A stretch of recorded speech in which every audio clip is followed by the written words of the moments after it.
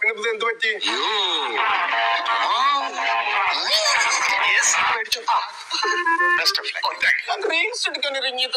മാഡത്തിന്റെ വീട്ടില് സ്വിമ്മിംഗ് പൂളല്ലേ?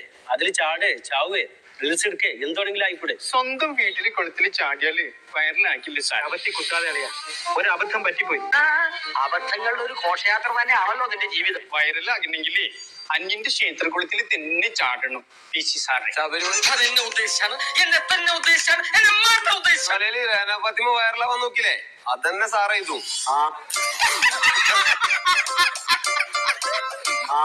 പെറ്റമ്മക്ക് നന്നാലും ഇവർക്ക് വേറെ അതന്നെ സാറേ. ഇതൊരു കുളല്ലേ സാറേ? ഇവിടെ പീപ്പിൾസിന് കുളിക്കാനുള്ള റേറ്റ്സ് ഇല്ലേ? മാഡത്തിന് അവമാനിക്കരുത്. ഞാൻ നല്ലൊരു കുടുംബത്തിൽ പറഞ്ഞവരല്ലേ.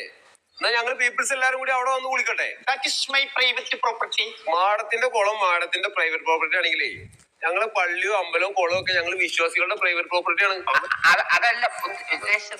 നിങ്ങൾക്ക് അവകാശം പോലെ അവർക്കും മര്യാദായ അവകാശം വേണം. അതൊക്കെ പോട്ടെ, ഈ 3-4 കിലോ കുട്ടി മേക്കപ്പ് ഒക്കെ വാരി തെച്ചിട്ട് ഈ കുളത്തി ചാടിയാലേ ഈ മീനും കുട്ടികളൊക്കെ ചത്തുപോകൂലേ? അവർ